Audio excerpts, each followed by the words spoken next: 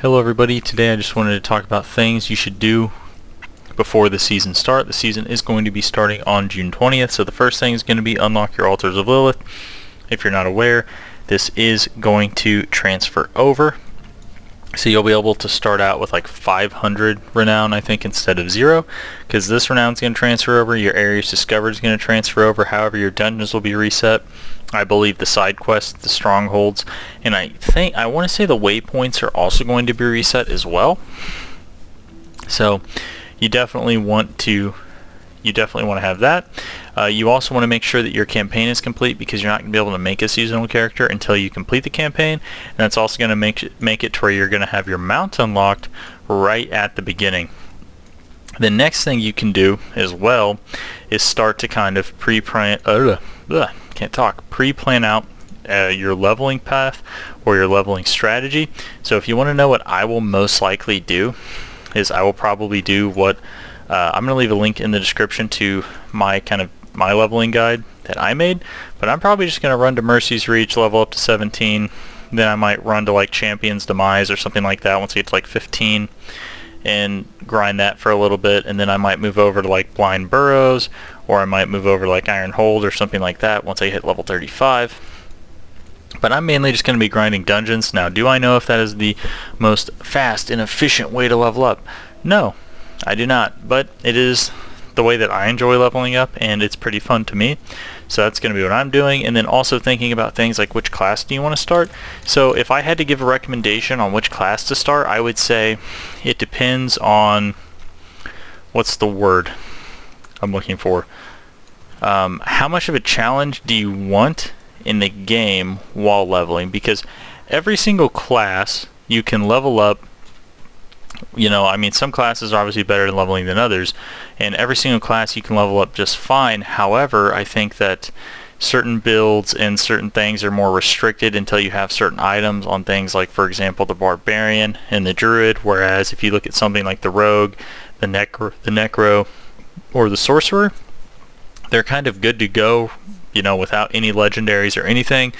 That being said, if you are very accustomed to building and understand, like how to situationally build, I guess, if that makes sense, then you'll probably do fine on the Druid, you'll probably do fine on the Barbarian. But if you're like a newer player, maybe someone that's playing more casual, I'm not sure I would recommend the Druid or the Barbarian, because your leveling experience is going to be a lot tougher unless you are very, very savvy on like build paths and stuff like that for the Barbarian and for the Druid, whereas like the Sorcerer, the Rogue, the Necromancer is kind of like, I feel like you can kind of just do anything, whereas I feel like on the Druid, doing things like Landslide, you have to kind of like, for example, like start with Landslide until you then get like legendary aspects unlocked in the dungeons, and then you can start doing things like Shred and Pulverize and stuff like that. Otherwise, you're just going to notice that these aren't really going to do a whole lot of damage up until the point where you get legendaries. Like, because if you were to ask me, like, how should I level a Druid or something like that, I would tell you, okay, so you start with Landslide, because you get guaranteed crits, and this is just like the highest damage base ability I think that the Druid has. And then you then go and you're going to unlock Shepherd's Aspect, okay, as fast as you can, which I believe Shepherd's Aspect, yeah, it's in Dry Steps. So once you have access to Dry Steps, right, and you're like, I don't know, level 20, go unlock this, because then what you can do is you can make literally any core skill deal quite a bit of damage just by running companions, right? So then you go Wolves, you go Poison Creeper. I wouldn't recommend the Ravens. Well, actually, I guess Ravens wouldn't be that bad, but if you don't have Aspect of the Stampede, which is not one that you can get from a dungeon, I don't think Ravens are really that good. But then you can just throw like your Wolves on the bar, you can throw Poison Creeper on the bar, and then you'll have like a 30% damage amp, and then you can also go and get like Aspect of Retaliation, for example. I believe is Retaliation. I'm pretty sure it is. Maybe I'm insane.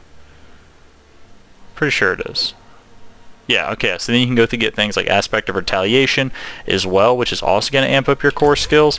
And you'll notice that, like, for example, your Wolves is a good way to get Fortify. So, like, by doing that, you can kind of juice up any, like, core skill you want. But the thing is like I said, it's very specific in how you have to go about doing it. Otherwise, you might have kind of a bad time on the Druid. It might be, you might find things to be a little challenging. Now keep in mind, you are not having to recomplete the campaign. So if you do decide to build a Barbarian or a Druid, it's mainly going to be about completing dungeons and stuff like that, maybe going out and doing side quests. So it's not like you need to re-kill these like main bosses that people were struggling with in the campaign. So keep that in mind. It is going to be much easier to level on a Druid and on a Barbarian regardless, just because you don't have to overcome these campaign bosses again, right? So definitely keep that in mind when it comes to your class choice. If you want an easy experience, you're going to want to go with the Rogue, the Necromancer, the Sorcerer.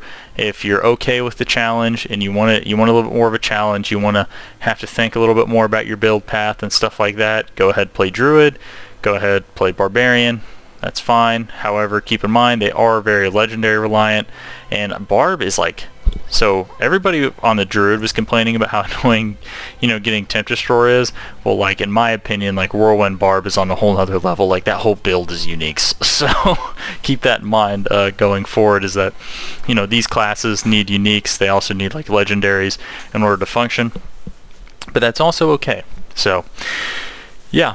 But I guess that's really all I have to say for things really to do before the season start. If you are interested in looking at some leveling builds, I will go ahead and put a link in the description to mine below. I do have a build. I don't have all of the leveling, like all the various like leveling builds you can do on there yet, but I do have at least one for every single class if you want to go take a look at those. They're built from the Codex of Power, so they are something you can work towards as you're leveling up by just running to the dungeon and just completing it. And then it would just be a matter of getting materials, which is going to be a little bit harder to do, obviously, because your materials are going to be nuked, but it is something to work towards. So, and at least you know that it is guaranteed. But anyway, with that being said, thanks for watching, guys. Like, subscribe if you want to see more, and I will see you next time.